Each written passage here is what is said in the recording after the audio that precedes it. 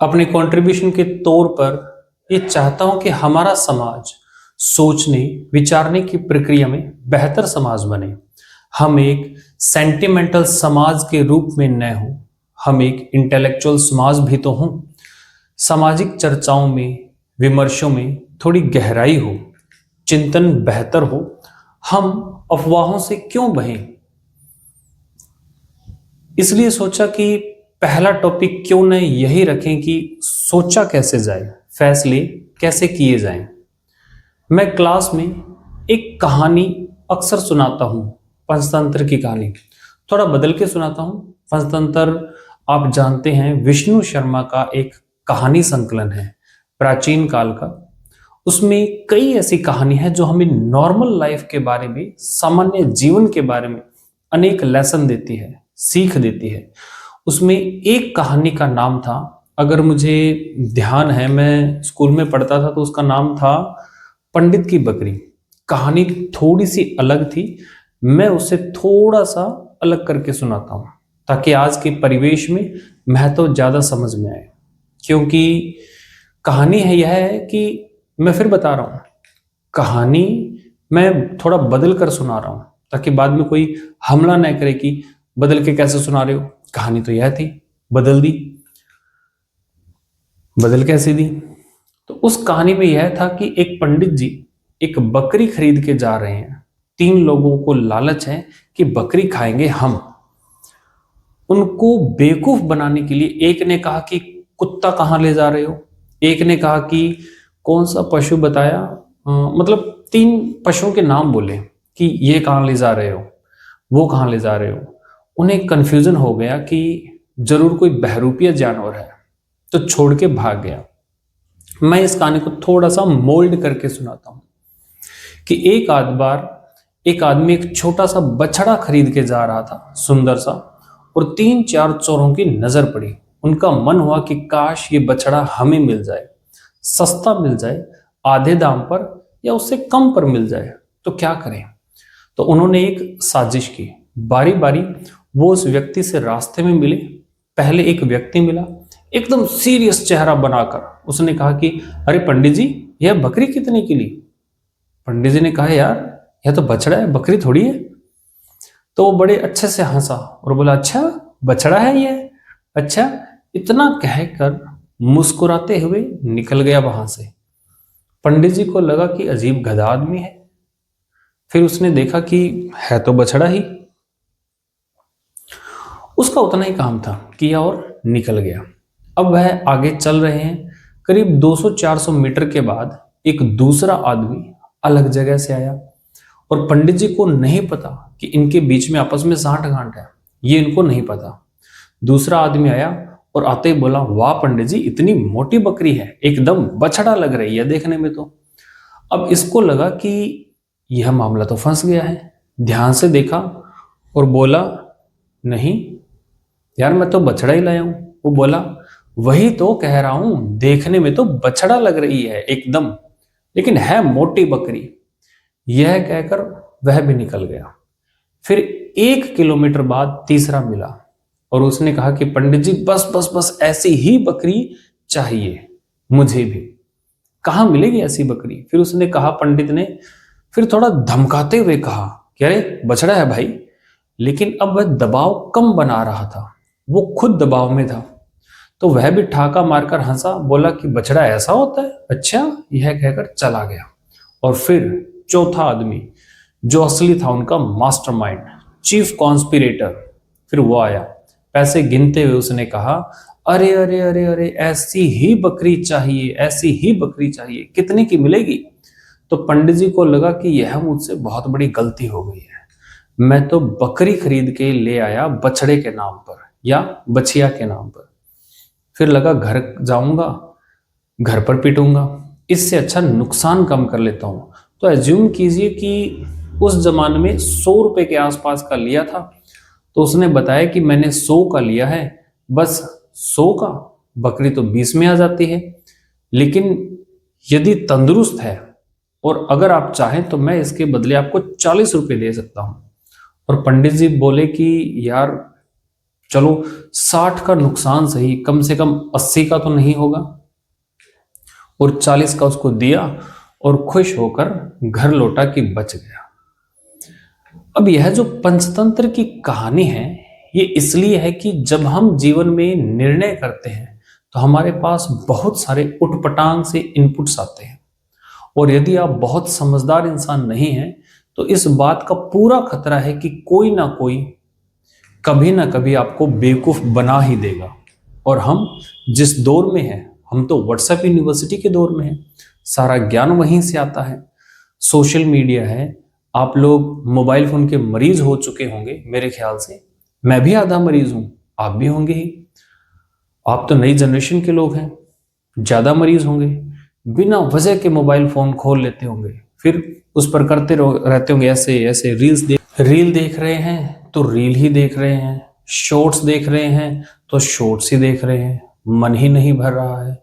Phone देखते देखते थक गए हो और फोन रखा और 1 मिनट के बाद फिर फोन उठा लिया कि थक गए हैं, क्योंकि डोपामाइन रिलीज होता है आजकल फोन देखने से। यह एडिक्शन है, खतरनाक एडिक्शन है। और हर वीडियो में कुछ ना कुछ मैसेज कॉन्वे हो रहा है। इंफॉर्मेशन इतनी ज्यादा कभी नहीं आई हमारे आसपास जितनी आजकल आ रही है, और वह भी ऑडियो विजुअल फॉर्मेट में आ रही है। अखबारों के दौर में लिखित सूचना आती थी, केवल पढ़े लिखे लोग पढ़ते थे, बाकी पढ़ते ही नहीं थे। आज के दौर में ऑडियो है, विजुअल है, टेक्स्ट है, हर भाषा में है, कोई व्यक्ति बच ही नहीं सकता। और अगर किसी समूह के पास ताकत हो, उसके पास 10,000 ऐसे बेरोजगार हों जिनको काम दिया जाए कि एक दिन में 500 मैसेज भेजने हैं, हर मैसेज के बदले 2-2 रुपए मिलेंगे, तो कोई समूह पूरे समाज को अपने तरीके से सोचने के लिए मजबूर कर सकता है। महाभारत का सोच कर देखिए, महाभारत का युद्ध है, एक तरफ पांडव हैं, एक तरफ कौरव हैं। पांडवों के साथ कृष्ण है। नैतिकता के लिए जरूरी है कि पांडव जीते, और कृष्ण इस पूरी योजना के साथ वहां पर है, पर पांडव जीत नहीं पा रहे, जिसके कई कारणों में से एक यह है कि कौरवों की सेना में द्रोणाचार्य भी हैं, उनका पुत्र अश्वत्थामा भी है। द्रोणाचार्य गुरु तो पांडवों के भी हैं, कौरवों के भी हैं, पर वह राजधर्म का पालन कर रहे हैं, क्योंकि वह इस राज्य के साथ हैं, उसके साथ खड़े हैं। पांडवों की सेना उनको हरा नहीं पा रही, और अंत में कृष्ण को समझ में आता है कि पांडवों को जितवाने के लिए कुछ कूटनीति का सहारा लेना होगा। कृष्ण कूटनीति के शिखर हैं। वो युधिष्ठिर से एक बात कहते हैं, पर युधिष्ठिर तैयार नहीं है एक गलत बात कहने के लिए, और अंत में कृष्ण अपनी पूरी कूटनीतिक ताकत का इस्तेमाल करके सिचुएशन बनाते हैं। एक हाथी अश्वत्थामा नाम का, उसकी हत्या होती है और बात फैलाई जाती है कि अश्वत्थामा मारा गया। अश्वत्थामा द्रोणाचार्य के पुत्र का नाम भी है, और द्रोणाचार्य अचानक हताश होने लगते हैं। तो वह अपने समय के सबसे प्रामाणिक व्यक्ति युधिष्ठिर से पूछते हैं। युधिष्ठिर धर्मराज हैं, झूठ नहीं बोलते। पूरी पांडवों की सेना ने, टीम ने जब उनसे कहा, वह तब भी तैयार नहीं हुए कि मैं झूठ नहीं बोलूंगा। लेकिन अब झूठ नहीं है, अश्वत्थामा की हत्या हुई है, हाथी की ही हुई है तो क्या हुआ, कोई तो है ही। और तब भी वह चाह रहे हैं कि मैं पूरी बात बोलूं।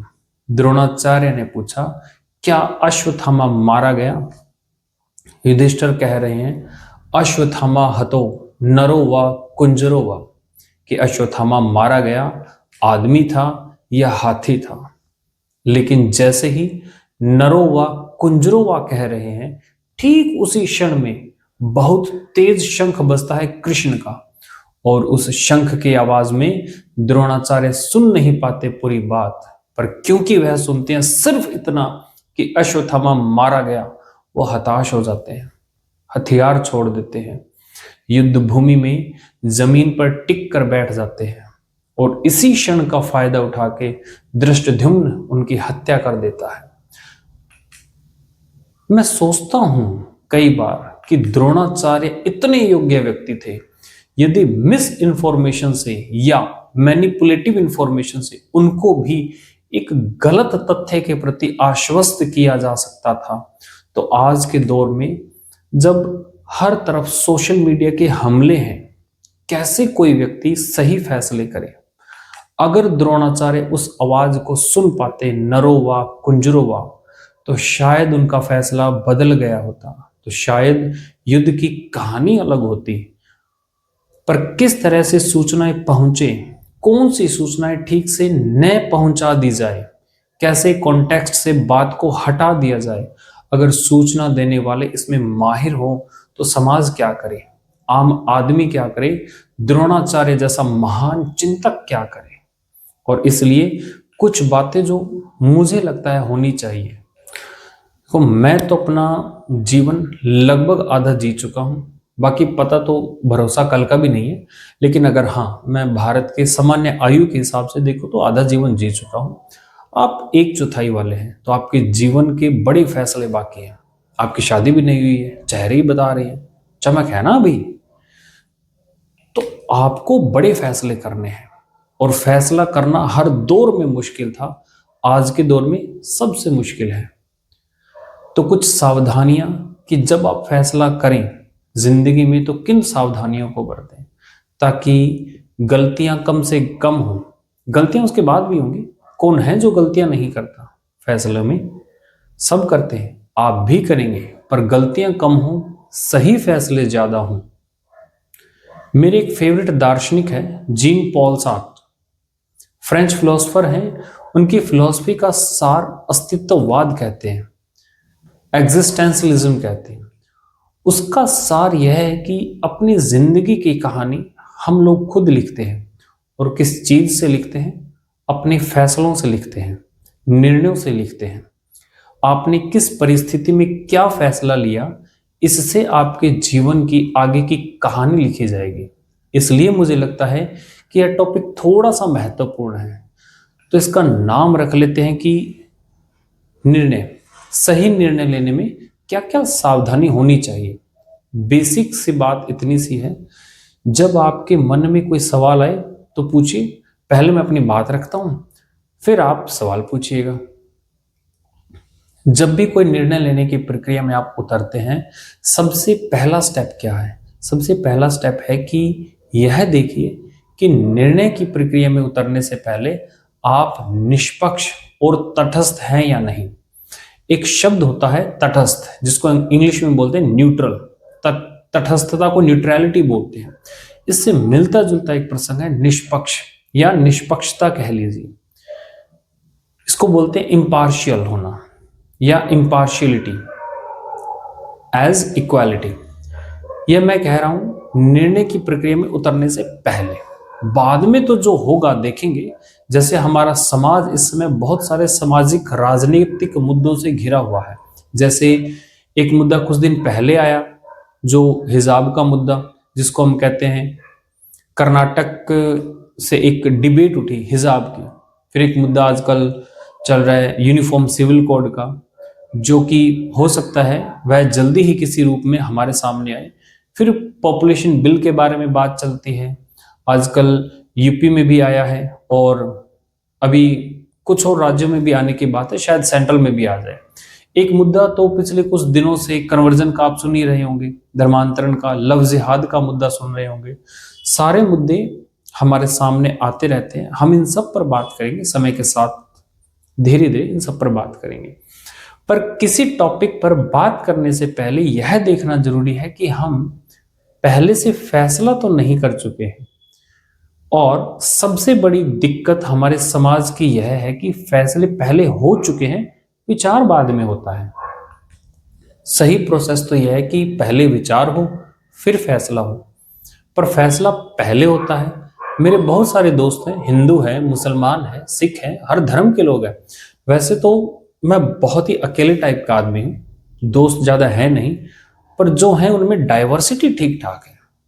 मैंने क्लासेस में भी देखा और मैंने पाया कि हिजाब की बात आते ही कोई मुस्लिम बच्चा जनरली इस भाव से देखता है कि नहीं, ये गलत हो रहा है हमारे साथ, और कई हिंदू बच्चे इस भाव से देखते कि एकदम सही, ऐसा ही होना चाहिए और होना चाहिए। और मजे की बात है कि टॉपिक क्या है, न इसको पता है ना इसको पता है। कर्नाटक हाईकोर्ट का जजमेंट क्या है 108 पेज का, न इसने पढ़ा न इसने पढ़ा है। और फैसले का एग्जैक्ट मतलब क्या है किसी को नहीं पता। पर हम टॉपिक शुरू होने से पहले ही राय बनाकर चलते हैं। E.H. कार एक बहुत अच्छे विद्वान हुए हिस्ट्री में।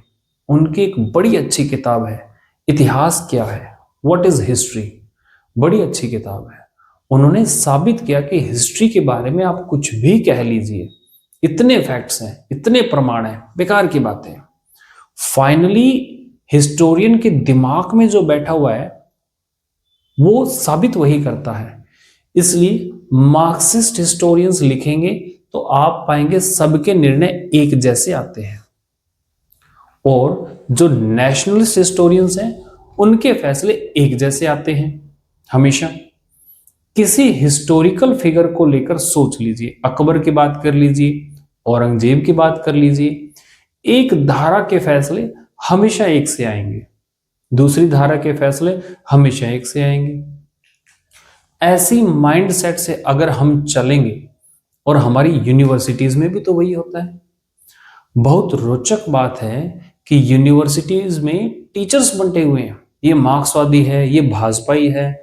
और मैं सोचता हूं कि जो आदमी देश को पढ़ाने की जिम्मेदारी संभालता है यूनिवर्सिटी में, वो एक विचारधारा से बंधकर चीजों को देखने का आदी कैसे हो सकता है?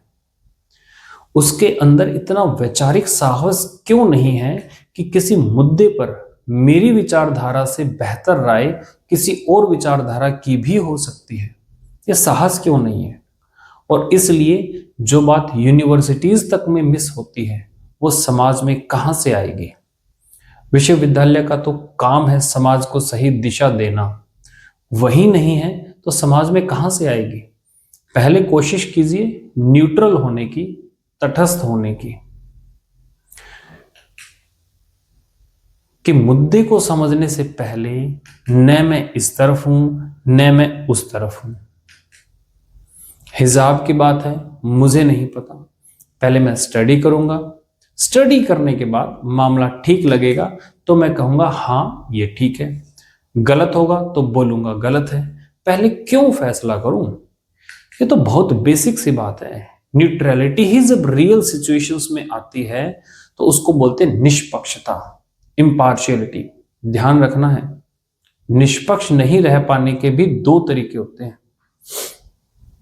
निष्पक्ष का मतलब है कि भाई एक्स और वाई के झगड़े में मैं एक्स की तरफ हूं न मैं वाई की तरफ हूं। जैसे मानिए दो बच्चों में झगड़ा हो जाए और उनमें से दोनों की मम्मियां नीचे आ जाए। जनरल परसेप्शन ये है कि मम्मी बच्चों के झगड़े में अपने बच्चे का पक्ष लेंगी।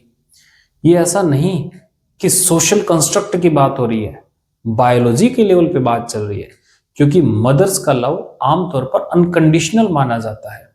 और ये बात जो मैं कह रहा हूं अफवाहों के बेस पर नहीं कह रहा हूं। एरिक फ्रॉम बहुत बड़े साइकोलॉजिस्ट थे, उनकी किताब है द आर्ट ऑफ लविंग, उसके बेस पर कह रहा हूं। मदर्स का लव आमतौर पर अनकंडीशनल होता है कि मेरा बच्चा परेशान है तो फिर मैं अपने बच्चे के साथ हूं। मुझे विचारधाराओं से, राष्ट्र से, समाज से, राजनीति से, इन सब से मतलब नहीं है, मुझे बस अपने बच्चे से मतलब है। इसलिए अगर कोई मदर बहुत ऑब्जेक्टिव है अपने बच्चे के मामले में तो ये बहुत बड़ी बात है। जनरली इस बात की संभावना ज्यादा है कि वो उसके पक्ष में थोड़ी सी खड़ी होंगी। पिता लोग जिस प्रोसेस से आगे बढ़ते हैं उसमें इस बात का खतरा ज्यादा होता है या संभावना ज्यादा होती है कि वो बहुत ज्यादा अपने बच्चे के पक्ष में झुके हुए न दिखे। कभी कभी नहीं भी होंगे, लेकिन उसमें भी एक खतरा है। कभी कभी हम खुद को इम्पार्शियल दिखाने के लिए दूसरे पक्ष में झुक जाते हैं। आपने कई पिताओं को देखा होगा कि दो बच्चों में झगड़ा हुआ, उनमें से एक उनका है जाते ही अपने वाले को मारना शुरू कर देते हैं सीधा कि तूने बदमाशी की होगी, दे दनादन दे दनादन, दिखाने के लिए कि देखो मैं कितना निष्पक्ष हूं। ये निष्पक्षता नहीं है। निष्पक्ष होने का मतलब ये नहीं कि अपने पक्ष के विरुद्ध खड़े ही हो जाना है हमेशा, और निष्पक्ष का मतलब ये भी नहीं कि दूसरे पक्ष के विरोध में खड़े हो जाना है। जाके सुनना है, दोनों बच्चों की बात सुननी है कि हाँ बेटा तुम बताओ क्या पर्सपेक्टिव है, तुम बताओ क्या पर्सपेक्टिव है। उसके बाद जो सही फैसला हो वो कर लें। क्यों मैं दूसरे बच्चे के सामने साबित करने के लिए कि मैं निष्पक्ष हूं अपने बच्चे को पीटना शुरू कर दूंगा। आपके सामने भी फैसले आएंगे कि शादी इससे करूं या इससे करूं। पहले से नहीं बना लेना है दिमाग में, पहले सब बातों को जान लेना है। निष्पक्ष रहिए, सब पक्ष रखें, सब पक्ष देखें, फिर फैसला कर लीजिए। उससे पूछें उसकी भी चॉइस है कि नहीं। ऐसा थोड़ी सिर्फ आपकी चॉइस का मामला है उस। तो यह है पहला स्टेप कि आप जब किसी प्रक्रिया में उतरे हैं तो पहले कोशिश कीजिए कि राय पहले से ना बनी हो, क्योंकि फैसला पहले कर लिया फिर तो बेकार की बात है ना। फैसला पहले के हिसाब तो होना ही चाहिए। फिर अपने विचार करना शुरू किया और आप ढूंढ रहे हैं चुन चुन के वो लॉजिक जिससे वही साबित हो जाए जो पहले आपके मन में साबित हो चुका है। फिर काहे का विचार विमर्श करना। ये पहला स्टेप है। अब आगे बढ़ते हैं। अब नंबर 2 से शुरू होता है यहां से। तो जब हमें शुरुआत का प्रोसेस समझ में आया, अब प्रोसेस ये है कि जब हम जजमेंट की तरफ बढ़ेंगे तो हमें क्या क्या जानना है उस मुद्दे पर फैसला करने से पहले। तो सेकंड स्टेप है जो आपका इनपुट है उसका कलेक्शन कैसा होना चाहिए। इनपुट का मतलब वो सारी जानकारी जिनके बेस पर आप फैसला करोगे। आपकी भाषा में कि वो लड़का कैसा है, वो लड़की कैसी है, उसके बारे में 10 जानकारियां जुटा लेनी है पहले। तो जो इनपुट्स आप लेंगे, पहली बात तो वे एडिक्वेट होने चाहिए, नहीं तो क्या होगा, अश्वत्थामा हतो, इसके बाद का लिया ही नहीं। अगर इसके बाद का भी सुन लिया होता तो शायद वैसा न होता। तो हड़बड़ी में फैसला नहीं करना है, पहले इनपुट पर्याप्त लेना है। और एक नियम होता है नेचुरल जस्टिस का। हमारे सुप्रीम कोर्ट ने मेनका गांधी केस, बहुत फेमस केस है 1978 का, आर्टिकल 21 के बारे में है। उसमें एक बड़ी अच्छी बात कही। आप जानते होंगे कि 1973 में कॉन्स्टिट्यूशन के मूल ढांचे का कॉन्सेप्ट आया था 24 अप्रैल को केशवानंद भारती केस में। उसके बाद सुप्रीम कोर्ट ने बीच बीच में ये बताना शुरू किया कि ये चीज भी कॉन्स्टिट्यूशन का मूल ढांचा है। मेनका गांधी केस में जिक्र करते हुए बात आई कि जो आर्टिकल 14 है संविधान का, जो कहता है कि समानता का अधिकार है, उसमें लिखा भले ना हो पर उसके अंदर निहित है पर्याप्त सुनवाई का अधिकार, राइट टू एडिक्वेट प्रेजेंटेशन या रिप्रेजेंटेशन। इसका मतलब कोई भी अदालत, कोई भी कमीशन, कोई भी अथॉरिटी, वो पासपोर्ट अथॉरिटी के बारे में था, पासपोर्ट ऑफिसर के बारे में था। कोई भी सरकारी अधिकारी किसी व्यक्ति का पक्ष सुने बिना, यानी दूसरा पक्ष सुने बिना कोई फैसला नहीं कर सकता है। ये जरूरी है और ये कॉन्स्टिट्यूशन का मूल ढांचा है। सरकार का कोई भी अधिकारी आपके खिलाफ कोई फैसला बिना आपको सुनवाई का मौका दिए कर ही नहीं सकता है। हाँ, सुनवाई का मौका दें और आप कहें कि मुझे कुछ कहना ही नहीं है तो कर सकता है, पर आपको चांस मिलना चाहिए।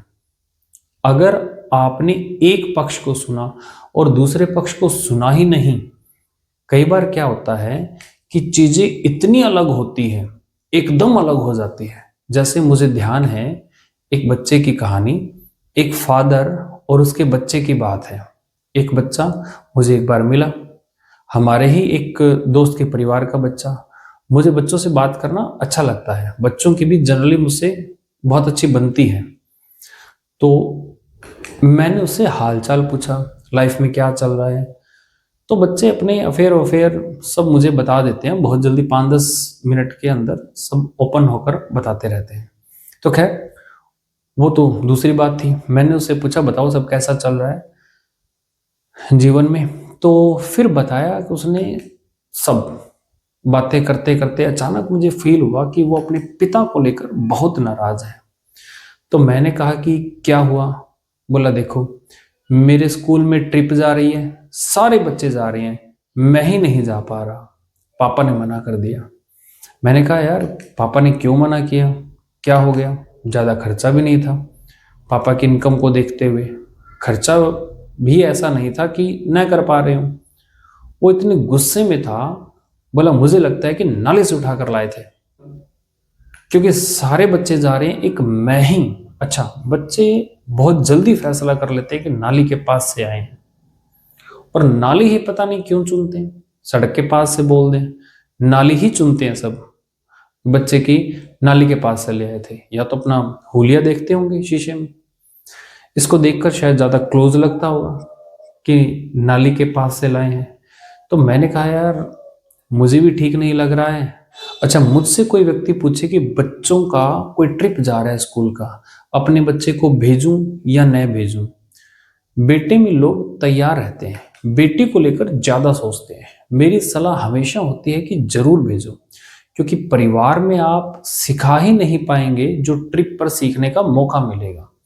तो मैंने उसके पिता से जो वहीं थे आसपास अलग से बात की, कि मैंने कहा बड़ा नाराज है आपका बेटा, कह रहा है कि पापा भेज नहीं रहे हैं ट्रिप पे। अब सोचिए, मैं जब उसके पिता से मिला, मेरे मन में यह भाव था कि ये ऐसी मूर्खता क्यों कर रहे हैं, क्यों नहीं भेज रहे हैं उसे। और उसके पिता ने साइड में ले जाकर क्या बोला मुझे? बोला सर दिक्कत क्या है, डॉक्टर ने मना किया है, इसके हार्ट में प्रॉब्लम है, डॉक्टर ने कहा है कि भूलकर भी बाहर नहीं भेजना है, और यह भी कहा है कि इसको पता भी नहीं चलना चाहिए कि प्रॉब्लम है। अगर इसको बता दिया इस उम्र में कि हार्ट में दिक्कत है तो जिंदगी खत्म, भेज दिया तो वैसे खत्म, तो करें क्या? अब देखिए कि दूसरा पक्ष सुनते ही क्या हुआ, पर्सपेक्टिव पूरा चेंज हो गया। आप तो गुस्से में थे कि कैसा बाप है, अब बच्चा मुझसे पूछ रहा है। बच्चे को लगा था कि मैं उसकी अप्रोच लगाने गया हूं, सिफारिश करने गया हूं, वो मुझसे पूछ रहा है कि बात कर लिया आपने। अब मैं ऐसा क्या बोलूं? कई बार ऐसा होता है कि आपने एक पक्ष को सुना, आपको लगा कि इतना ऑथेंटिक है, इनफ है, फैसला कर लो, लेकिन दूसरा पक्ष इतना ड्रामेटिकली अलग होता है, इतना जरूरी होता है कि वो सुनने के बाद आपको लगता है कि ये तो सुने बिना फैसला हो ही नहीं सकता था। इसलिए कोई एक पक्ष कितना भी कन्विंसिंग हो, पूरा परिवार, पूरा धर्म, पूरा समाज, पूरी राजनीति सब एक तरफ बोल रहे हो, तब भी ध्यान रखना है कि एक दूसरा पक्ष भी होता है। जब तक कि सिक्के का दूसरा पहलू नहीं देखेंगे, आप सच के नजदीक पहुंच नहीं पाएंगे। हमेशा देखिए, कोई इंफॉर्मेशन आई है, नीयत का सवाल भी हो सकता है ना, किसी ने आपको क्यों बताया? कोई आपको कहे कि तुम जानते हो, तुम जिसे पसंद करते हो वो आज कहाँ घूम रहा था, आप कहना अच्छा बता दो, पहले बता दो। सूचना ले लीजिए, क्या दिक्कत है? फिर सोचना कि ये बताने क्यों आए इतनी दूर से, ऑटो का खर्चा करके। हो सकता है कि ये तीसरा उम्मीदवार हो, ये भी तो हो सकता है भाई। एक डाउट का स्कोप तो रहता ही है ना, आप इतना प्रिकॉशन तो लेंगे ही ना, ऐसे कैसे फैसला कर लेंगे किसी के बारे में? और जब तक यह तय न हो कि व्यक्ति गलत है, तब तक उसे दोषी नहीं मानना है। हम बहुत जल्दी कोशिश करेंगे कि नार्को, पॉलीग्राफी ये सब समझेंगे, इसके पीछे की फिलॉसफी क्या है, क्या सिस्टम है, कानून का बुनियादी सिद्धांत क्या है। 1000 अपराधी भले छूट जाए, एक भी निर्दोष को सजा नहीं होनी चाहिए।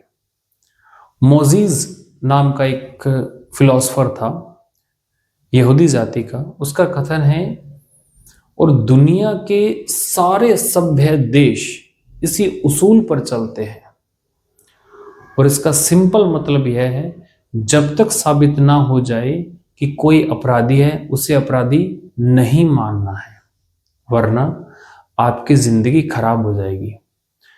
अब आप सब पर शक करते रहेंगे, सब पर संदेह करते रहेंगे, लोग आपसे बात करना बंद कर देंगे। दो ही तरीके हैं, जब तक साबित नहीं होगा तब तक भरोसा करूंगा, दूसरा जब तक साबित नहीं होगा तब तक शक करूंगा।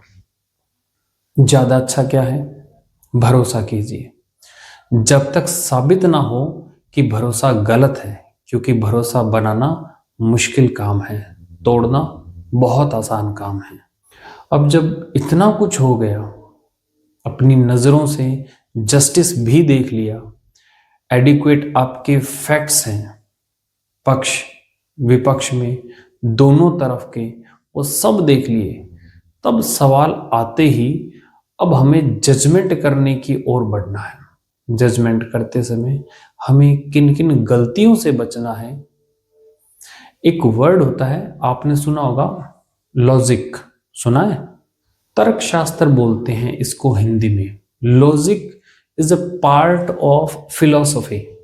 फिलॉसफी की कुछ ब्रांचेज हैं, उनमें से एक लॉजिक है, और लॉजिक का काम ये बताना है कि हम फैसला करते हुए, तार्किक फैसले करते समय कौन कौन सी मिस्टेक्स करते हैं।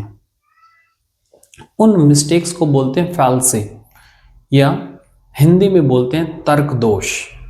कि तर्क करते हुए कौन सी गलती आमतौर पर हमसे हो जाती है अगर हम प्रिकॉशन न लें, अगर समझदारी से काम न करें। तो जजमेंट करते समय हमें कुछ ऐसी गलतियों से बचना है जिन्हें जनरली हम फैल्सी कह सकते हैं, तर्क दोष कह सकते हैं।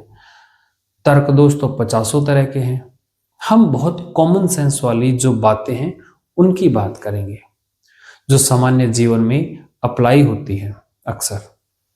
ऐसी ही एक है कि आपको हमेशा ध्यान रखना है कि आपके इनपुट और जजमेंट के बीच में प्रपोर्शन ठीक होना चाहिए। प्रोपोर्शनैलिटी यानी आनुपातिकता का सिद्धांत ठीक से काम करना चाहिए। इसका मतलब क्या हुआ? इसका मतलब यह हुआ कि इनपुट जितना है, फैसला उतना ही होना चाहिए। ऐसे बात समझ में नहीं आ रही है? बिना एग्जाम्पल से बात समझते हैं। आप लोग तो बहुत एडवांस जनरेशन के लोग हैं। मेरा एक फ्रेंड था किसी बहुत बैकवर्ड एरिया से, उसका नाम मैं रिवील नहीं करूंगा, करण नाम रख लेते हैं इस कहानी के लिए। करण की क्लासरूम में ऐसे बच्चे नहीं बैठते थे कि लड़के लड़की एक साथ बैठे हों। तो करण जिस स्कूल से पढ़ा था, वहां जब वो 8वीं क्लास में आया तो वहां तक तो केवल वो लड़कों का स्कूल था। कई हजार लड़के जैसे जेल में एक साथ बंद हो गए हों, ऐसा लगता था। स्कूल अच्छा था, लेकिन स्कूल केवल पढ़ाई के लिए थोड़ी ना बच्चे जाते हैं, उनको अच्छा जीवन चाहिए।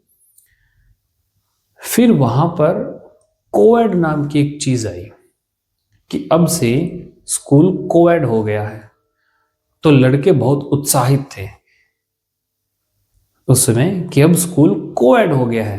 अब उनको स्कूल आने की इच्छा भी पहली बार होने लगी कि अब हम स्कूल जाएंगे।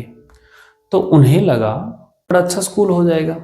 फिर पता लगा नहीं भाई, केवल एक मीडियम, इंग्लिश मीडियम में बच्चे एक साथ पढ़ेंगे, क्योंकि इसमें बहुत कम बच्चे रहे होंगे। हिंदी मीडियम में लड़कियों का सेक्शन अलग, लड़कों का सेक्शन अलग होगा। यह कोएड होता था। लड़कों के सेक्शन मतलब ब्लॉक्स भी अलग थे।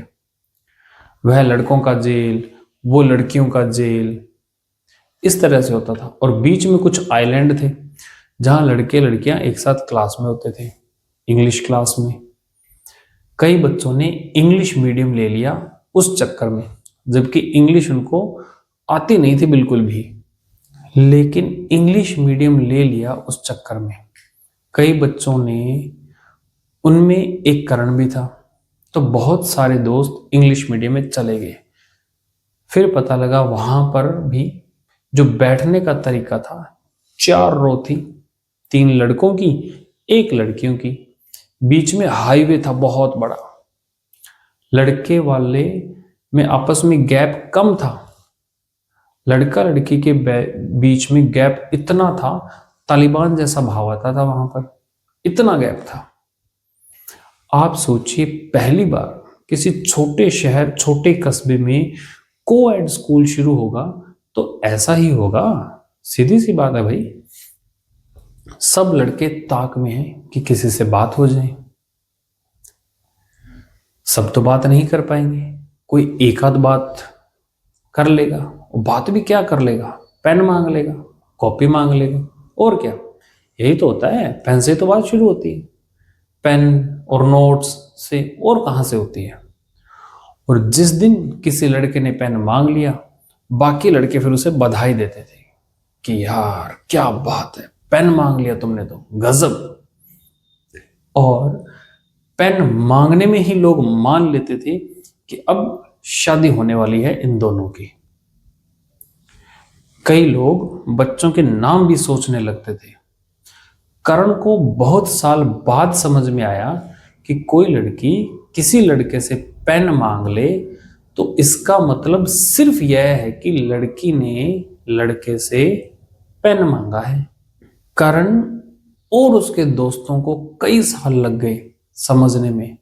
पहले उन्हें लगा सगाई तो पक्की है ही, कम से कम शादी नहीं तो अफेयर तो है ही, पता नहीं क्या क्या। कई साल बाद समझ में आया कि नहीं, सिर्फ पेन मांगा है, और पेन का मतलब सिर्फ पेन ही मांगा है। मैं भी क्लास में ये एग्जाम्पल देकर खूब समझाता हूं बच्चों को, ताकि वो भी थोड़ा ठीक से सोचें, समझें। क्योंकि दिमाग कैसे काम करता है कि 3-4 आप लोग साथ साथ बैठे हैं ना, आपके दिमाग भी खुले होंगे। उस टाइम में, जिस टाइम में करण था और जिस जगह से वो बिलोंग करता था, तो उनके तो बहुत बंद थे उस समय। तो मान लीजिए किसी लड़के का पेन खत्म हो गया, साथ में एक लड़की बैठी है, उसके पास भी पेन नहीं है एक्स्ट्रा।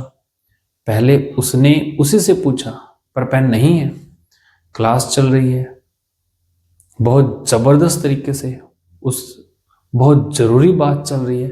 अब वो क्या करे बेचारी। तो आसपास 2-3 लड़के बैठे थे, उनमें से किसी एक से कहा कि जी पेन है क्या। तो वह लड़का एक्स्ट्रा पेन तो ला ही रहा था बहुत दिनों से, कि कभी चांस मिले तो मैं पेन दूं, तो फटाक से पेन दिया उसने। बच्चे तो अपना पेन दे ही देते हैं कि हाँ है ना, तुम ले लो, हम तो वैसे भी आ गए थे क्लास में। अब उन बच्चों में क्लास के बाद बात चल रही है कि इसी से क्यों मांगा, क्योंकि वहां तो 3 लोग बैठे हुए थे, इसी से मांगे जाने की कुछ खास बात है। और पूरा शास्त्रार्थ चल रहा है, क्योंकि इसके पास एक कार है और बाकी दोनों बेकार हैं। और फिर चल रहा है कि नहीं, यह देखने में अच्छा लगता है, नहीं ये, नहीं वो। फिर अंत में किसी ने उससे पूछ लिया, इन लड़कों में से किसी एक की बहन क्लासमेट थी, उसकी बहन को बीच में लाया गया कि तुम पूछ कर बताओ कि क्या बात है। उसने पूछा कि तुमने यार पेन इसी से क्यों मांगा। 3 लोग बैठे थे, वो पता है क्या बोलते, किससे, कौन था। आप कह रही हैं कि ये 3 लोग थे, तो मैंने इनमें से इसी से पेन क्यों मांगा। अच्छा, ये तीनों थे क्या वहां, मैंने तो देखा ही नहीं, ऐसे ही मांग लिया, पेन दे दो भाई। मैंने तो सोचा भी नहीं। और तब उन महाराज को पता लगता है कि वह चुने नहीं गए हैं, बस बाई चांस बैठे थे तो उनसे पेन मांग लिया गया है। तो आपकी उम्र में थोड़ा ज्यादा होता है कि इनपुट को बढ़ा चढ़ा के देखने की आदत हम लोगों को होती है। तो इनपुट जितना होना, फैसला उतना ही। अगर किसी ने कहा कि पेन है दे दो, यानी पेन मांगा है ना। कोई देखकर मुस्कुरा दे, ऐसा भी होता है भाई। कभी कभी लड़के झेल नहीं पाते। मुझे ऐसे केसेस क्लास में मिलते थे। एक लड़का आके बोल रहा था, एक लड़के ने शिकायत की किसी लड़के की कि ये गलत तरीके से बात करता है। तो मैंने पूछा, तो बोला सर एक दिन मैं आया तो मुझे देखकर मुस्कुराई, फिर मैं क्या करूं। अजीब हाल है भाई। कोई अगर आपको देखकर मुस्कुरा दे तो ह्यूमन मुस्कुराहट भी तो होती है। तो कहने का भाव यह है कि कोई कि जो इनपुट है उस इनपुट से जितना फैसला निकले उतना ही फैसला निकालिए, उससे ज्यादा फैसला मत निकालिए। उसको बोलते हैं प्रोपोर्शनैलिटी। हम में से अधिकांश लोग बहुत बढ़ाकर फैसला निकालते हैं। किसी ने सिर्फ इतना आपसे कहा कि यार अच्छा नहीं लगा तुमने आज यह काम किया, और आपने क्या क्या फैसले सोच लिया दिमाग के अंदर। उतना ही किसी मूड में किसी ने कुछ कह दिया, टेम्परामेंट में, इमोशंस में कह दिया, तो उसकी वैल्यू उतनी ही रखिए, बहुत बढ़ाइए मत उस चीज को। उतना ही जितना उसका महत्व होना चाहिए, उससे ज्यादा नहीं होना चाहिए। जजमेंट की दूसरी फैलेसी को बोलते हैं इलिसिट जनरलाइजेशन, अवैध सामान्यीकरण इसको बोलते हैं हिंदी में। यह हम सब बहुत करते हैं, बहुत ज्यादा। और मैंने ऐसे बहुत बार मासूम बच्चों को देखा है, छोटे बच्चे भी, जैसे पहली बार कोई पसंद आ गया उनको, मान लीजिए स्वाभाविक सी बात है, ऐसा हो ही जाता है 10वीं 12वीं ग्रेजुएशन में किसी को देखकर अच्छा लगना, तो यह बहुत स्वाभाविक है, नेचुरल है। अगर बिल्कुल नहीं ऐसा हो रहा है तो चिंता की बात है, अगर हो रहा है तो नॉर्मल बात है। और उसी मासूमियत में जाकर उसने कह दिया कि आप मुझे बड़े अच्छे लगते हैं, और दूसरे व्यक्ति को ना मना करने की तमीज नहीं थी। भाई मना करने की भी एक तमीज होती है ना। आपको ठीक है उस रिलेशनशिप में नहीं रहना है तो कायदे से मना कर दीजिए। पर उसने कहा कि बेहतर होता एक बार आईना देख लिया होता मुझे कहने से पहले। इस बच्चे का दिल टूट गया, या बच्चे का दिल टूट गया, वो खतरनाक टूटा है। और इसने फैसला कर लिया दुनिया के सारे लड़के ऐसे होते हैं, दुनिया की सारी लड़कियां धोखेबाज होती है, अब किसी से बात नहीं करनी, अब जिंदगी भर अकेले ही रहेंगे। ये है जनरलाइजेशन। एक सैंपल है छोटा सा। एक व्यक्ति, पूरे कितने 800 करोड़ हो गए हैं अब तो दुनिया में, तो 8 अरब लोग हो गए। 800 करोड़ में से एक ने आपको गलत तरीके से बोला, और आपने फैसला कितनों के बारे में कर लिया। अगर 400 मान ले, आधे उसमें से, तो 400 करोड़ के बारे में फैसला कर लिया। इसलिए अगर कभी ऐसा हो ना, जैसे सारे बिहारी ऐसे होते हैं, सारे हरियाणवी ऐसे होते हैं, सारे पंजाब के लोग ऐसे होते हैं, ऐसी बकवास जब भी कोई करे तो उसको बोलना ऐसा नहीं होता है। आपने बिहार के 4 लोगों से बात की, हरियाणा के 4 लोगों से बात की, और उसके बारे में पूरे स्टेट को नाप दिया एक ही बार में। यह भी तो हो सकता है कि वह वहां के एक्सेप्शन हो, अपवाद हो, जो आपको मिल गए हो। सबके बारे में फैसला क्यों कर लेंगे आप? इसलिए बहुत जरूरी है कि फैसला करते हुए बहुत जनरलाइजेशन आपसे ना हो, बहुत बड़े फैसले आप ना करें, उतना ही करें जितना करने की जरूरत है। तीसरी फैलेसी क्या होती है कि हम लोग, एक आपने शब्द सुना होगा बाइनरी, आजकल चलता है खूब। हम लोग एक खास माइंडसेट में रहते हैं, उसको बाइनरी बोलते हैं या डाइकॉटमी, एक शब्द चलता है फिलॉसफी में, एक माइंडसेट का नाम है डाइकॉटमी, बाइनरी थिंकिंग बोलते हैं। इसका मतलब या तो ये या वो, और फिलॉसफी में, लॉजिक की दुनिया में इसका नाम होता है ऑल और नथिंग, या तो सब कुछ या कुछ भी नहीं, या ब्लैक और व्हाइट इसी का दूसरा नाम, ब्लैक और व्हाइट। एक स्लिपरी स्लॉप नाम का चलता है, ये फैलेसी कुछ उसके नजदीक है, लेकिन ये थोड़ी उससे अलग है। इसका मतलब क्या है कि हम चीजों का फैसला करते हुए या तो एक तरफ खड़े होते हैं या इस तरफ खड़े होंगे, और हम यह सोचने को तैयार ही नहीं हैं कि इन दोनों के अलावा तीसरा या चौथा या पांचवा रास्ता भी हो सकता है। ये आदमी अच्छा है तो अच्छा है, या बुरा है, या ईमानदार है या चोर है, या वफादार है या बेवफा है। जबकि दुनिया में, रियलिटी में ऐसा कुछ नहीं होता। एक ही आदमी ईमानदार भी होता है, चोर भी होता है। ऐसे कुछ लोग हैं जो ऑफिस के मामले में 100% ईमानदार हैं, पारिवारिक मामले में चोर हो सकते हैं।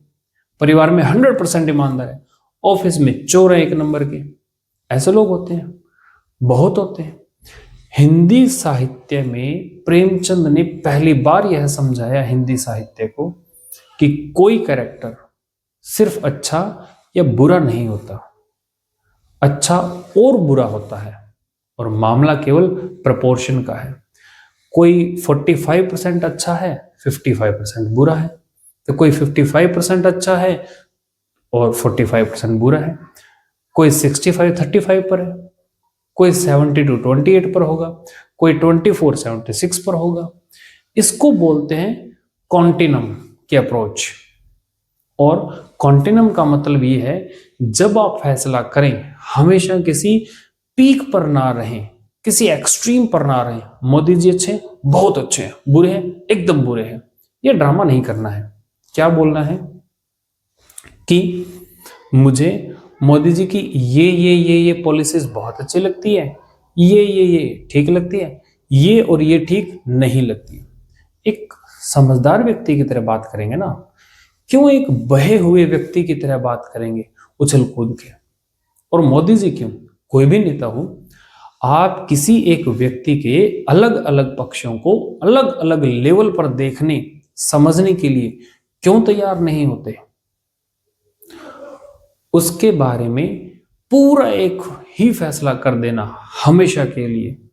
और चौथी बात जो आपकी उम्र में ज्यादा मैटर करती है, कि जब भी कोई फैसला हो हमेशा ध्यान रखना है जो भी डिसीजन आपके हैं वह टेम्परेरी हैं, और इसलिए इतनी फ्लेक्सिबिलिटी हमेशा रखिए कि अगर कुछ नए और ऑथेंटिक इनपुट्स मिलते हैं तो आप अपनी राय, अपना निर्णय, अपना फैसला बदल सकते हैं।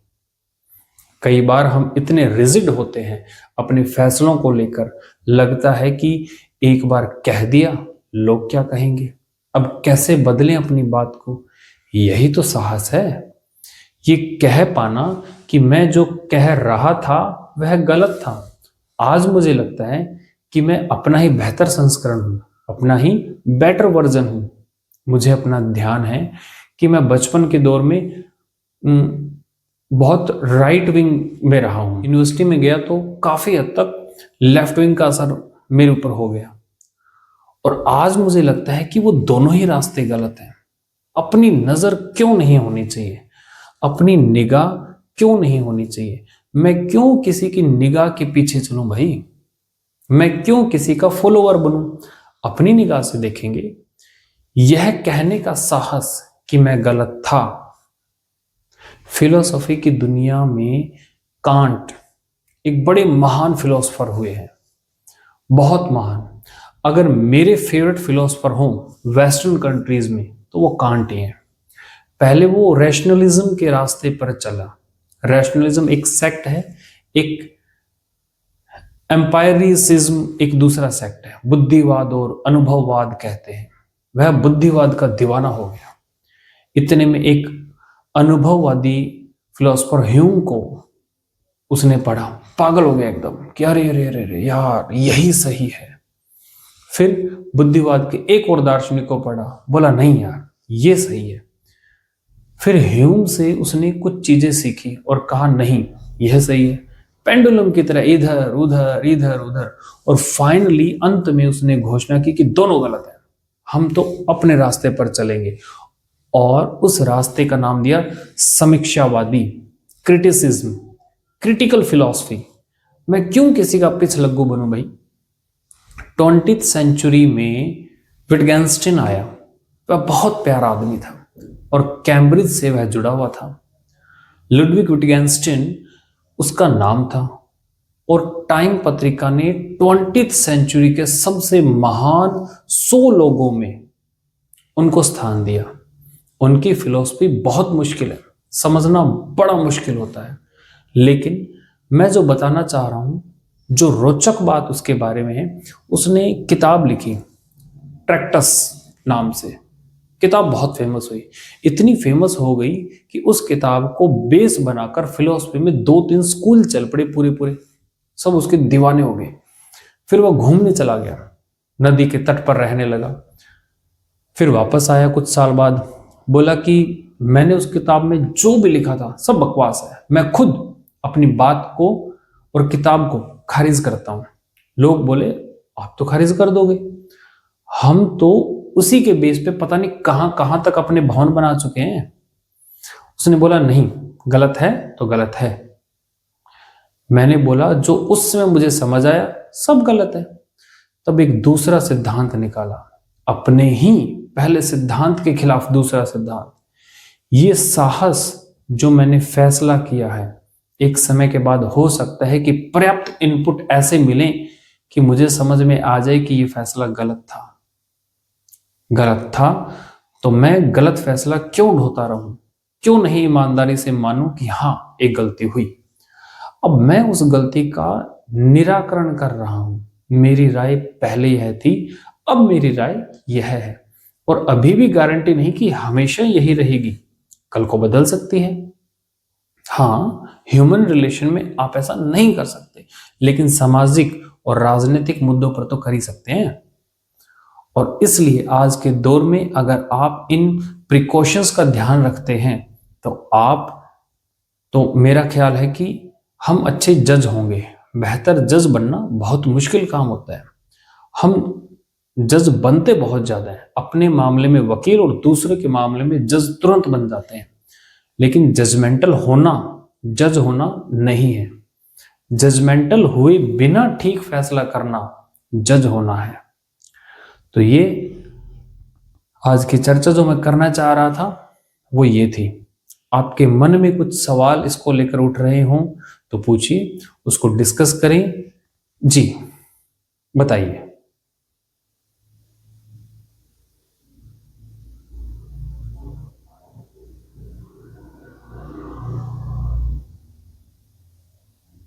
सरल भाषा में बोलो ना कि कई ऑफर आए हुए हैं एक साथ और एक को चुनना है।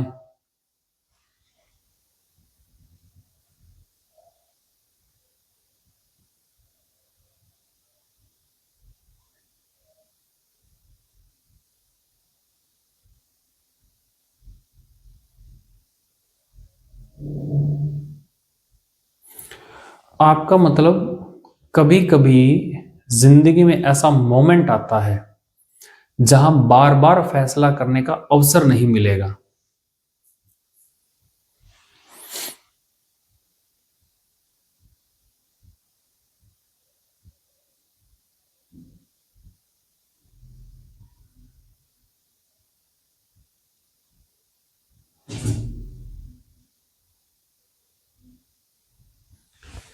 वह तो छूटेगा ही, बैठिए, वो तो छूटेगा ही। अरस्तु का नाम सुना है आपने? उसने बड़ी अच्छी बात कही। उसने कहा जब हम पैदा होते हैं तो पोटेंशियलिटी बहुत होती है और एक्चुअलिटी कुछ नहीं होती। यानी जैसे अब छोटा बच्चा है, वो क्या बनेगा? इंजीनियर बन सकता है, डॉक्टर बन सकता है, प्लेयर बन सकता है, कुछ भी बन सकता है, जो चाहे बने। वास्तव में तो कुछ नहीं बना। धीरे धीरे वो जिंदगी के फैसले लेगा। जैसे मान लीजिए 10th क्लास के बाद उसने चुन लिया कि ह्यूमैनिटीज पढ़ूंगा। अब ह्यूमैनिटीज पढ़ते ही वो डॉक्टर नहीं बन सकता, इंजीनियर नहीं बन सकता, साइंटिस्ट नहीं बन सकता, चार्टर्ड अकाउंटेंट नहीं बन सकता। अब वो हिस्टोरियंस बन सकता है, पॉलिटिकल साइंटिस्ट बन सकता है, सोशियोलॉजिस्ट बन सकता है। जैसे जैसे जीवन में आप आगे बढ़ते हैं, पोटेंशियलिटी कम होने लगती है और एक्चुअलिटी बढ़ने लगती है। आगे चलकर आप स्पेशलाइजेशन में आते हैं, सुपर स्पेशलाइजेशन में आते हैं, तो आपके पास एक दो ऑप्शन बचते हैं। यह तो जिंदगी का सामान्य नियम है। करना यह है कि जब आप ऐसे जंक्शन पर खड़े हों, किसी ऐसे मुहाने पर खड़े हैं जहां फैसला करना है, चौराहा है, फैसला केवल इसलिए मत कीजिए कि आपके समाज ने क्या कहा है, परिवार ने क्या कहा है, दोस्तों ने क्या कहा है। जिंदगी का फैसला है, बुद्धि और दिल का मामला कम है, अंतरात्मा का मामला ज्यादा है।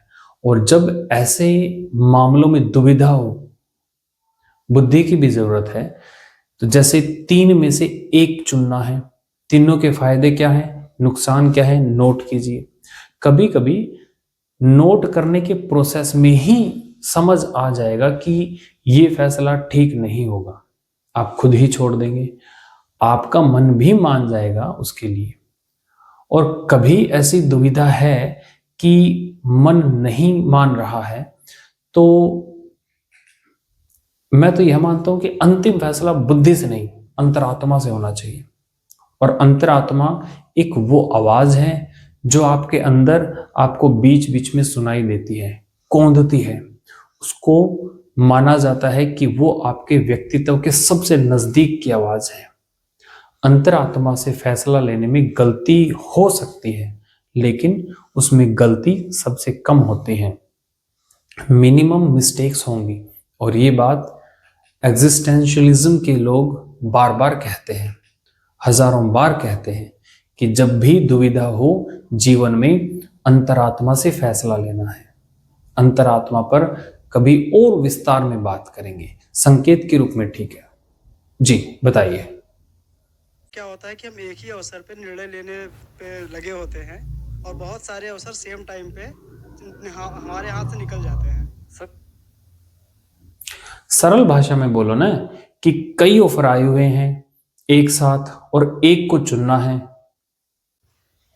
मतलब जैसे लाइफ से ही रिलेटेड मान लीजिए, सेम टाइम पे जैसे बीटेक करें या फिर मेडिकल में जाएं या फिर बीए करें या ऐसे, मतलब बहुत सारे वो अवसर हो। और मान लीजिए हम एक निर्णय ले रहे हों और दूसरे, मतलब मैं सही से एक्सप्लेन नहीं कर पा रहा हूँ सही से। आपका मतलब कभी कभी जिंदगी में ऐसा मोमेंट आता है जहां बार बार फैसला करने का अवसर नहीं मिलेगा। अवसर है, मतलब एक अवसर पे हम लगे हुए हैं एक ही निर्णय लेने में कि नहीं हम इसी पे सोचेंगे, और बहुत सारे और हमारे जो चांसेस हैं वो पीछे छूट गए।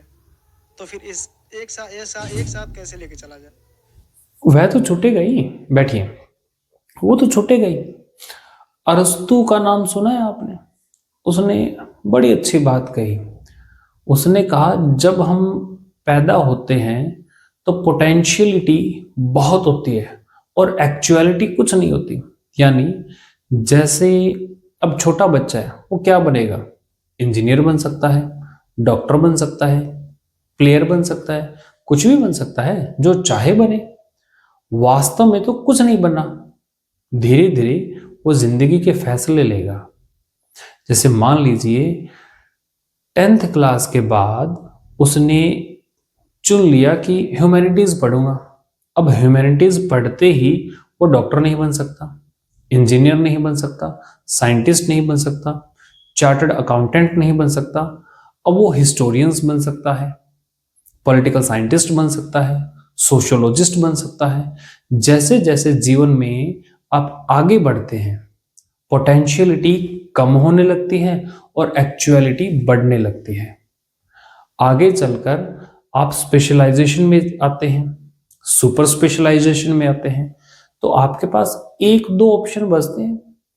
यह तो जिंदगी का सामान्य नियम है।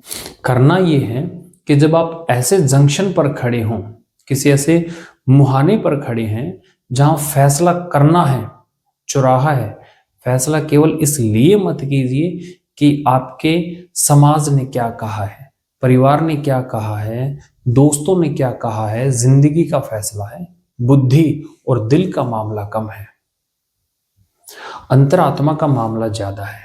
और जब ऐसे मामलों में दुविधा हो, बुद्धि की भी जरूरत है।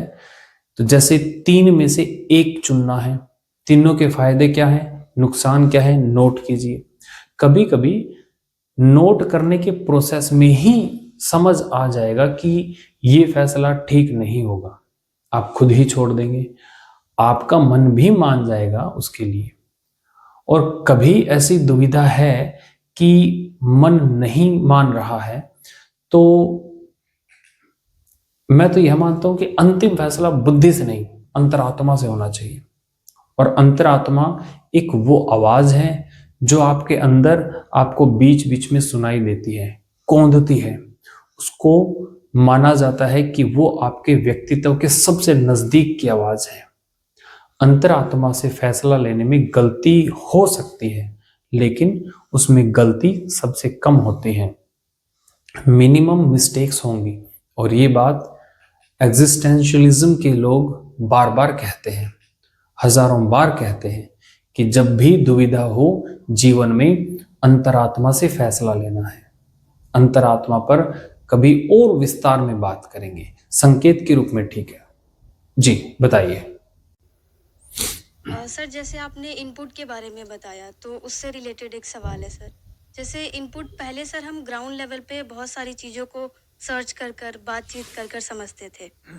अभी सर उन इनपुट्स को हम कहीं ना कहीं यूट्यूब के प्लेटफॉर्म पर सर्च करते हैं। उसमें भी सर हम वीडियो में देखते हैं कि कौन सा 1 घंटे का है, कौन सा 30 मिनट का। बहुत छोटे से विकल्प को लेकर आगे बढ़ते हैं। अब वो चीज़ और छोटी होकर शॉर्ट्स और रील्स में आ गई है। तो कहीं ना कहीं सर दिमाग उलझा रहता है कि कौन सा इनपुट है, मतलब एक सही इनपुट है।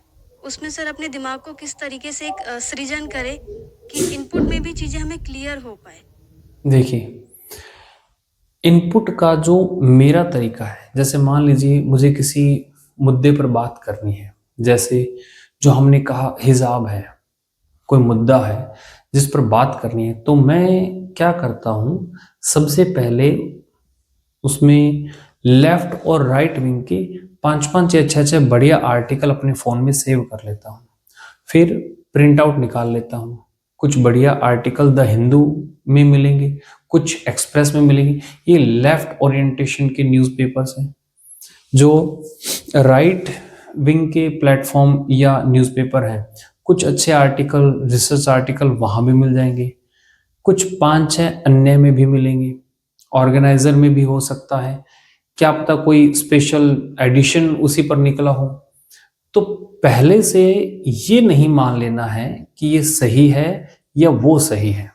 आप कम से कम बैलेंस करने वाले पर्सपेक्टिव को एक साथ प्रिंट आउट लेकर पेशेंस के साथ, क्योंकि आपको उस पर बात करनी है। छोटे मोटे मामलों में बहुत जरूरी नहीं होती कि आप 50 इनपुट लें। मामले की गंभीरता और मामले के महत्व के हिसाब से इनपुट की मात्रा तय होनी चाहिए। तो मेरा तरीका ये है, किसी विषय पर बात करने से पहले जितनी विचारधाराओं के पर्सपेक्टिव है उस पर हैं, उन सब की तरफ से कम ऑथेंटिक 2-3 आर्टिकल पढूं, उनमें से एक समरी निकालूं, अपनी विवेक का इस्तेमाल करके देखूं कि कौन सा आर्गुमेंट किसका ठीक है। उन सब सही चीजों को मिला के अपनी एक राय डेवलप करूं। तो ठीक है, यूट्यूब के जमाने में दिक्कत तो है ही, सोशल मीडिया में, लेकिन जब कोई महत्वपूर्ण मुद्दा आएगा तो खुद आपके अंदर से जरूरत आएगी कि आप टाइम दें उस पर। कभी मौका मिलेगा तो 2 शब्द हैं, केवल संकेत कर रहा हूं, जो हमारा सोचने का तरीका है उसके लिए 2 शब्द चलते हैं। एक ह्यूरिस्टिक प्रोसेसिंग होती है और एक सिस्टमेटिक प्रोसेसिंग होती है। कभी डिस्कस करेंगे कि हम कब सिस्टमेटिक प्रोसेसिंग का इस्तेमाल करते हैं और कब ह्यूरिस्टिक का। गैर महत्वपूर्ण मुद्दों पर हम ज़्यादा लोड नहीं लेते, इसी को ह्यूरिस्टिक प्रोसेसिंग बोल देते हैं। लेकिन जब कोई मुद्दा हमारे लिए बहुत महत्वपूर्ण होता है तो हम अपने आप सिस्टमेटिक प्रोसेसिंग में जाते हैं और ठीक से टाइम इन्वेस्ट करते हैं फैसला करने से पहले। ये हम सब करते हैं, आप भी करते हैं। और कोई सवाल आपके मन में है? इतने सारे सवाल हैं, चलो पूछो। सर 2 क्वेश्चंस मेरे दिमाग में आए हैं अभी इस पूरे लेक्चर में। सर जब हम ज़्यादा मतलब कि सजेशंस होती है तो सर उस सिचुएशन में क्या करना चाहिए? बेसिकली अगर मैं किसी सिचुएशन में हूँ और मेरे पास ज़्यादा सजेशंस आ रही हैं, ज़्यादा इनपुट्स आ रहे हैं, तो मैं उसमें मतलब कि बेसिकली क्या मेरा डिसीजन रिलेटेड प्रोसेस होना चाहिए? क्योंकि अगर मैं ऑब्जेक्टिविटी की बात करती हूँ, या तो ऑल या फिर नथिंग, या तो ब्लैक या फिर वाइट, बट वहाँ मेरे पास बेसिकली सही रहता है कि इतने लिमिटेड ही रहेगा और इसी में ही मुझे करना है। बट मेरे पास अगर ज़्यादा स्पेस आ रहा है, ज़्यादा सजेशंस आ रही हैं, तो उस केस में क्या करना चाहिए? देखिए, अगर इनपुट ज़्यादा जगह से आ रहे हैं तो सबसे पहले आपके दिमाग ये भी बताता होगा कि कौन सा इनपुट देने वाला व्यक्ति या चैनल या प्लेटफॉर्म कितना सटीक है। तो सबसे पहले अपने आसपास से उन व्यक्तियों और उन चैनल्स को थोड़ा दूर कीजिए जो बहुत ठोस बात करने से दूर रहते हैं। ऐसे होंगे आपके आसपास, मैं भी देखता हूँ। हम सबके दिमाग में एक फिल्टर लगा होता है। जैसे हंसी मजाक की बात अगर कहूँ, जैसे मेरे फ्रेंड्स कुछ लोग हैं, कुछ की आदत होती है वो चीज़ों को बढ़ा के कहने की, कुछ की होती है कम करके कहने की। तो कुछ इंटरेक्शन के बाद हमारे दिमाग में एक फिल्टर काम करने लगता है। जैसे मेरा कोई स्टूडेंट आके मुझे बोले कि सर बहुत इमरजेंसी है मेरे पास, कोई मैसेज जैसे किसी का है कि सर बहुत अर्जेंट बात करनी है, 2-3 इंसिडेंट हो चुके हैं ऐसे। तो मुझे पता है कि इनकी इमरजेंसी भी ऐसी है कि 4-5 दिन तक कोई दिक्कत नहीं है। और कुछ लोग ऐसे होते हैं, तो ऐसे स्टूडेंट होते हैं, वो लिखेंगे कि बात करने की ज़रूरत है, समय हो तो बताइएगा सर, मिलना है आपसे। और मुझे पता है कि ये बोल नहीं रहा है पर बहुत अर्जेंट बात है, इसलिए इसने ऐसा लिखा होगा। तो जिनके साथ आप कन्वर्सेशन करते हैं, धीरे धीरे समझिए उनके व्यक्तित्व को कि कौन कितना ऑथेंटिक है, कितना गहरा, कैसा व्यक्ति है। और ऐसे मामले में हमेशा ऐसे व्यक्ति को प्रेफरेंस दीजिए जो गहरी और समझदारी की बात करना जानते हैं। और ज़्यादा इनपुट होने से कन्फ्यूजन बढ़ता है, ये बात सही है, लेकिन विकल्प जब ज़्यादा हो तो संभावनाएं होती हैं कि आप सही विकल्प तक और अच्छे से पहुंच पाएंगे। कन्फ्यूजन होगा, इसलिए विकल्प कम कर दें, वो ठीक बात नहीं है ना। तो सॉरी, निर्णय की प्रक्रिया बेहतर बने वो बेहतर बात है। कभी कभी ऐसा भी होता है कि हम डिसीजंस पहले से भी ले चुके होते हैं, बट फिर भी हम एक सजेशन के लिए जाते हैं, तो उस केस में ऐसा कभी कभी नहीं होता, आमतौर पर होता है। आमतौर पर फैसला पहले हो चुका होता है, फिर हम सजेशन के लिए क्यों जाते हैं? इसकी 2 वजह हैं। एक तो सेल्फ डिफेंस मैकेनिज्म होता है, आप दूसरों को दिखाना चाह रहे हैं कि देखो मैं तो सबकी बात सुनने के बाद फैसला करता हूं या करती हूं, जबकि फैसला आप कर चुके हैं। एक तो इसलिए कि आप सबके सामने यह कह सके देखो मैंने कितना सोच के फैसला लिया है, मैंने तो इनसे भी राय ली है, उनसे भी राय ली है।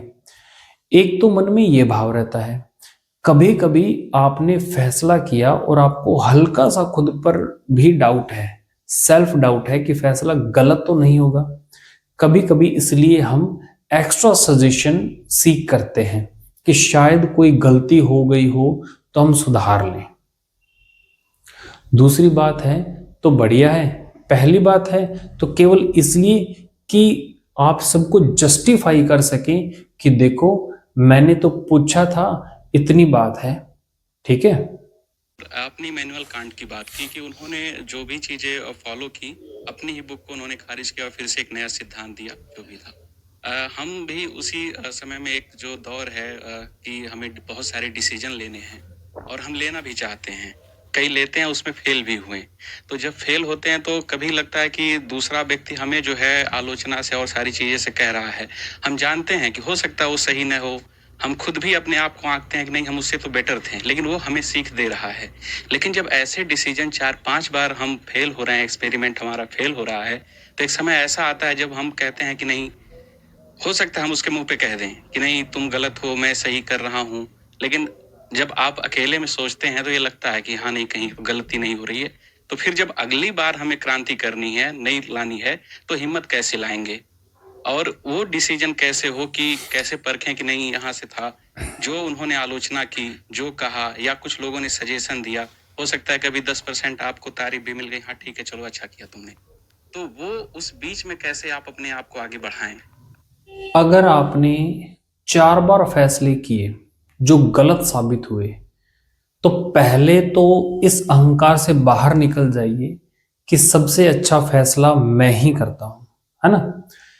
या हो सकता है कि सच में आप गलती कर रहे हो, इनपुट्स कम हो या ऑब्जेक्टिविटी कम हो, ये हो सकता है। दूसरा व्यक्ति आपको सलाह दे रहा है लेकिन उसकी भाषा चुभती हुई है, तो भाषा को साइड में कर दीजिए, बात को समझ लीजिए अगर बात में दम है तो। अगर कोई चुभती हुई भाषा में सलाह दे और सलाह अच्छी दे तो भाषा को साइड में कर दीजिए और सलाह ले लीजिए। कोई मीठी भाषा में बकवास कर रहा है तो दूर कीजिए, केवल भाषा सुन लीजिए, मस्त रहिए। तो यदि 3-4 फैसले गलत हुए तो विनम्रता से मान सकते हैं कि शायद हमने कोई गलती की होगी, और यदि कोई सलाह दे रहा है तो उस सलाह को उतना हिस्सा स्वीकार करने में कोई हर्ज भी नहीं है। और लोग क्या कहेंगे इसका बहुत ध्यान मत दीजिए। अगर कोई अच्छी सलाह है तो बेशक लोग कहें कि देखो इसकी नकल मार ली, कोई बात नहीं, अपना फैसला लेके आगे बढ़िए। और आप कुछ भी करेंगे तो लोग कुछ ना कुछ कहेंगे ही। तो बेहतर है कि जब आप सबसे सही फैसला हो वो चुनिए। लोग क्या कहेंगे, मतलब मैं एक तकिया कलाम मेरा है कि लोग क्या सोचेंगे, अगर ये भी मैं सोचूंगा तो लोग क्या सोचेंगे। तो उनको सोचने दो, अपना जो ठीक लगता है वो कीजिए। ठीक है, बैठिए। सर, जैसा कि आपने बताया कि कांट ने अपनी ही पुस्तक को खारिज कर दिया था। आमतौर पर यह माना जाता है कि किसी भी मुद्दे पर या किसी भी बात पर एक स्थिरता सामाजिक साख से जोड़ी जाती है कि यह व्यक्ति विश्वसनीय है, अपनी बात पर अड़िग रहेगा। लेकिन ड्यूरिंग द लाइफ प्रोसेसन हम लोग सोचते हैं वही परिष्करण वाला सिद्धांत कि ये चीज ठीक है, अनुभव से गलत मिली है, आगे इसको और बेहतर करते हैं। और अगर ये ऐसा बार बार हो रहा है तो क्या उस सामाजिक साख को हम कैसे काउंटर करें? मैंने पहले ही कहा था कि पर्सनल रिलेशंस में ये बात लागू नहीं होती है। संबंधों के मामले में यदि आप बार बार खारिज कर रहे हैं तो इसका सच में यह खतरा है कि आपको एक सही व्यक्ति के रूप में न देखा जाए, क्योंकि बचपन की बात अलग है। मैच्योर होने के बाद जब संबंध अपने चुनते हैं तो ये अपेक्षा की जाती है कि आपने सोच समझ के चुना होगा। एक आध गलती हो सकती है लेकिन बार बार होगी तो इसका मतलब आपके थॉट प्रोसेस में मिस्टेक्स हो रही हैं। यहां तो बात है विचारों की। अगर आप कहें कि मैंने पिछली बार इस पार्टी को वोट दिया था लेकिन इस बीच में मुझे लगा कि मेरा फैसला गलत था, इसलिए मैं इस बार इस पार्टी को वोट दूंगा, मुझे नहीं लगता कि कोई आपकी साख इससे खत्म होने वाली है। सामाजिक, राजनीतिक, आर्थिक मुद्दों पर आपके फैसले क्या हैं, अगर वो बदल रहे हैं और तथ्यों के साथ बदल रहे हैं, आप समझा सकते हैं लोगों को मैंने क्यों अपनी राय बदली, तो इससे आपकी राय, आपके बारे में साख बेहतर बनेगी, खराब नहीं बनेगी। लेकिन हाँ, पर्सनल सोशल रिलेशनशिप्स में बहुत फ्लक्चुएशन अगर है तो ये संकेत है कि आप बहुत स्थिर मन से सोच नहीं पा रही हैं। वो बात सही भी है। तो मैंने पहले ही कहा था कि रिलेशनशिप की बात नहीं है, ये विचारों की बात है, मुद्दों की बात है। मुद्दों के मामले में आपकी राय समय के साथ बदले, तथ्यों के साथ बदले तो कोई दिक्कत नहीं है। क्या परेशानी है? तब तो फिर सर जैसा कि समझाना होगा, अपना पक्ष रखना होगा, तो क्या हम फिर उसी प्रोसेस में फंसे रहेंगे? तो फिर एक बिंदु वो आता है जब आपको इस बात से फर्क पड़ना बंद हो जाता है कि दूसरे आपके बारे में क्या सोच रहे हैं। फिर साख की बात ही क्यों करनी? जैसे मेरी साख मेरे इलाके में 0 है, इस मामले में मुझे फर्क भी नहीं पड़ रहा। मैं इतना क्यों सोचूं कि वो मेरे बारे में क्या सोच रहा है? मैं निश्चिंत हूं, मुझे फर्क ही नहीं पड़ रहा है। और कभी किसी से नाराजगी हो भी जाए ना, तो उसे दुश्मनी मत कीजिए, उसमें टाइम बहुत खर्च होता है। सबसे अच्छा होता है इग्नोर कीजिए। जिक्र किया, जुबान पे नाम नहीं, इससे बढ़कर इंतकाम नहीं। सोचिए मत, अपनी जिंदगी में आगे बढ़िए, मस्त रहिए। बैठिए। बहुत बहुत शुक्रिया, आप लोगों ने समय निकाला। जल्दी ही अगले सेशन में फिर मिलेंगे। धन्यवाद। जय हिंद, जय भारत।